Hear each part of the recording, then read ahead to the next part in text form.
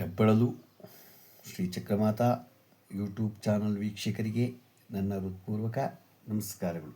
ಸುಭಾಷಿತ: ಎಲ್ಲಿಯ ತನಕ ನಾವು ಎಲ್ಲವನ್ನೂ ಸುಮ್ಮನಿರುತ್ತೇವೆಯೋ ಅಲ್ಲಿಯ ತನಕ ನಾವು ಎಲ್ಲರಿಗೂ ಒಳ್ಳೆಯವರಾಗೇ ಇರುತ್ತೇವೆ. ಒಂದು ವೇಳೆ ಅನುಭವಿಸಿದ ಅನ್ಯಾಯವನ್ನು ಬಾಯಿ ಬಿಟ್ಟೆವೋ ಆಗ ಎಲ್ಲರಿಗೂ ನಾವು ಹೆಚ್ಚು ಕೆಟ್ಟವರಾಗುತ್ತೇವೆ. ಎಷ್ಟು ಚೆನ್ನಾಗಿದೆ, ತಿಳ್ಕೊಬೇಕು ನಾವು. ಗೊತ್ತಾಯ್ತಾ? ನಾವು ಒಳ್ಳೆಯದನ್ನು ಅವರೆಷ್ಟು ಏನೇ ಮಾಡಿದ್ರು ಸುಮ್ಮನಿದ್ರೆ ನಾವು ಒಳ್ಳೆಯವರು. ಅದನ್ನು ಬಾಯಿ ಬಿಟ್ಟು ಹೇಳಿದಾಗ ಕೆಟ್ಟವರಾಗೋಗ್ತೀವಿ ನಾವು. ಆದರೆ ಯಾರೂ ಸಹಿಸಲ್ಲ ಅದನ್ನು. ಗೊತ್ತಾಯ್ತಾ? ಕೆಟ್ಟದ್ದನ್ನು ಹೇಳಿದಾಗ ಸಹಿಸಲ್ಲ. ಅವರು ಹೇಳೋದನ್ನು ಒಳ್ಳೆ ಸರಿ ಅಂತಿದ್ರೆ ಅವರು ಒಪ್ಕೊತಾರೆ. ಇವತ್ತು ನಾವು ದಿನ ಪಂಚಾಂಗಕ್ಕಿಂತ ಮುಂಚೆ ವರಕವಿ ಡಾಕ್ಟರ್ ದತ್ತಾತ್ರೇಯ ರಾಮಚಂದ್ರ ಬೇಂದ್ರೆ ಅವರ ಬಗ್ಗೆ ತಿಳ್ಕೊಳ್ಳೋಣ. ಕನ್ನಡ ಸಾಹಿತ್ಯದ ಆಕಾಶದಲ್ಲಿ ಅಮರ ನಕ್ಷತ್ರವಾಗಿ ಹೊಳೆಯುವ ವರಕವಿ ಡಾಕ್ಟರ್ ದತ್ತಾತ್ರೇಯ ರಾಮಚಂದ್ರ ಬೇಂದ್ರೆಯವರು ಆಧುನಿಕ ಕನ್ನಡ ಕಾವ್ಯದ ಪ್ರವರ್ತಕರಲ್ಲಿ ಒಬ್ಬರು. ಚಿತ್ಪಾವನ ಬ್ರಾಹ್ಮಣ ಕುಟುಂಬದಲ್ಲಿ ಜನಿಸಿದ ಬೇಂದ್ರೆಯವರು ಕನ್ನಡ ಭಾಷೆಗೆ ಹೊಸ ಆಯಾಮಗಳನ್ನು ಕೊಟ್ಟು ಮಹಾನ್ ಸಾಹಿತಿ. ಡಿಸೆಂಬರ್ 31, 1896 ಧಾರವಾಡ ಜಿಲ್ಲೆಯ ಜನಿಸಿದ ಬೇಂದ್ರೆಯವರು ಬಡ ಆದರೆ ವಿದ್ವತ್ ಚಿತ್ಪಾವನ ಬ್ರಾಹ್ಮಣ ಕುಟುಂಬದಲ್ಲಿ ಬೆಳೆದರು.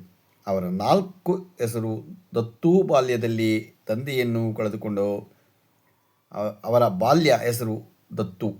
ಬಾಲ್ಯದಲ್ಲೇ ತಂದೆಯನ್ನು ಕಳೆದುಕೊಂಡ ಬೇಂದ್ರೆಯವರ ಜೀವನ ಸಂಕಷ್ಟಗಳಿಂದ ತುಂಬಿತ್ತು. ಆದರೆ ಆ ಸಂಕಷ್ಟಗಳೇ ಅವರ ಕಾವ್ಯದಲ್ಲಿ ಆಳವಾದ ಭಾವನಾತ್ಮಕತೆಗೆ ಆಧಾರವಾದವು. ಬೇಂದ್ರೆಯವರು ಕನ್ನಡ ಕಾವ್ಯಕ್ಕೆ ಹೊಸ ಶೈಲಿಯನ್ನು ತಂದವರು.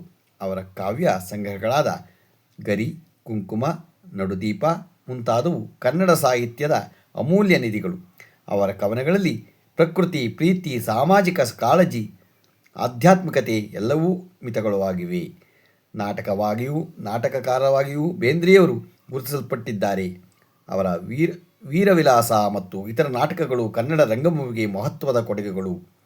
ಕಾವ್ಯದ ವೈಶಿಷ್ಟ್ಯಗಳು ಏನೆಂದರೆ, ಬೇಂದ್ರೆಯವರು ಕವನಗಳಲ್ಲಿ ಸರಳತೆ, ಮಾಧುರ್ಯ, ಗಾಂಭೀರ್ಯ ಮತ್ತು ಜೀವನದ ಸತ್ವಗಳು ಪ್ರತಿಬಿಂಬವಿದೆ. ಅವರು ಬಳಸಿದ ಛಂದಸ್ಸುಗಳು, ಅಲಂಕಾರಗಳು ಮತ್ತು ಅಪೂರ್ವವಾದವು. ಪದಪರಿಚಯ: ಅಮೃತವಾಣಿ ಮತ್ತು ಕುಸುಮಬಾಲೆ ಅವರ ಅಮರ ಕೃತಿಗಳು.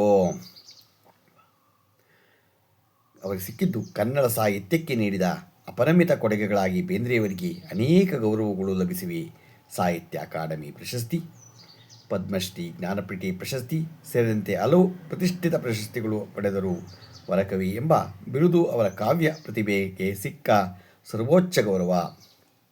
ನೀವು ಉಲ್ಲೇಖಿಸಿದ ಪಂಕ್ತಿಗಳು ಬೇಂದ್ರೆಯವರ ಮಾನವೀಯ ದೃಷ್ಟಿಕೋನವನ್ನು ಪ್ರತಿಫಲಿಸುತ್ತದೆ. ಹೆಚ್ಚುವುದಾದರೆ ದೀಪವನ್ನು ಹಚ್ಚು, ಬೆಂಕಿಯನ್ನಲ್ಲ. ಅಳಿಸುವುದಾದರೆ ನೋವನ್ನು ಅಳಿಸು, ನಗುವಲ್ಲ. ಎಷ್ಟು ಚೆನ್ನಾಗಿದೆ ನೋಡಿ. ಹಚ್ಚುವುದಾದರೆ ದೀಪವನ್ನು ಹಚ್ಚು, ಬೆಂಕಿಯನ್ನಲ್ಲ. ಅಳಿಸುವುದಾದರೆ ನೋವನ್ನು ಅಳಿಸು, ನಗುವಲ್ಲ. ಈ ಸಾಲುಗಳಲ್ಲಿ ಸಾಮಾಜಿಕ ಜವಾಬ್ದಾರಿ, ಮಾನವೀಯತೆ ಮತ್ತು ನಕಾರಾತ್ಮಕತೆಯು ಸಂದೇಶ ಇದೆ. ವರಕವಿ ಡಾಕ್ಟರ್ ಬೇಂದ್ರೆಯವರು 1981 ನಮ್ಮನ್ನು ಬಿಟ್ಟು ಹೋದರು. ಆದರೆ ಅವರ ಕವನಗಳು ಮತ್ತು ಆದರ್ಶಗಳು ಶಾಶ್ವತವಾಗಿ ನಮ್ಮೊಂದಿಗಿವೆ. ಅವರ ಹುಟ್ಟುಹಬ್ಬದಂದು ಮಹಾನ್ ಸಾಹಿತಿಗೆ ಅವರಿಗೆ ಇವಾಗ ಈ ತಿಂಗಳಲ್ಲಿ ಹುಟ್ಟುಹಬ್ಬ ಆಯಿತು. ಅವರಿಗೆ ನಾವು ಭಾವಪೂರ್ಣ ನಮನಗಳನ್ನ ಅರ್ಪಿಸೋಣ. ಎಲ್ಲರೂ ನಾವು ತಿಳ್ಕೋಬೇಕು, ಒಳ್ಳೊಳ್ಳೆ ಕವಿಗಳು ನಮ್ಮ ದೇಶದಲ್ಲಿ, ನಮ್ಮ ನಾಡಿನಲ್ಲಿ ಬೇಕಾದಷ್ಟು ಜನ ಹುಟ್ಟಿದ್ದಾರೆ. ಒಳ್ಳೊಳ್ಳೆ ಕವನಗಳನ್ನ ಒಳ್ಳೊಳ್ಳೆ ರೀತಿಯಲ್ಲಿ ಬರೆದಿದ್ದಾರೆ, ಒಳ್ಳೊಳ್ಳೆ ಪುಸ್ತಕಗಳನ್ನ ಬರೆದಿದ್ದಾರೆ. ಅದರ ಬಗ್ಗೆ ನಾವು ತಿಳ್ಕೋಬೇಕು. ಇವತ್ತು ನಾವು ದಿನ ಪಂಚಾಂಗವನ್ನು ತಿಳ್ಕೊಳ್ಳೋಣ. ದಿನಾಂಕ 10/2/2026 ಮಂಗಳವಾರ. ಶ್ರೀ ವಿಶ್ವಾವಸುನಾಮ ಸಂವತ್ಸರ, ಉತ್ತರಾಯಣ, ಶಿಶಿರ ಋತು, ಮಾಘ ಮಾಸ, ಕೃಷ್ಣಪಕ್ಷ, ತಿಥಿ ಅಷ್ಟಮಿ ಬೆಳಿಗ್ಗೆ 7:11.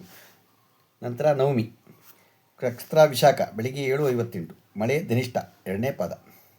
ರಾಹುಕಾಲ 3:33 5:1.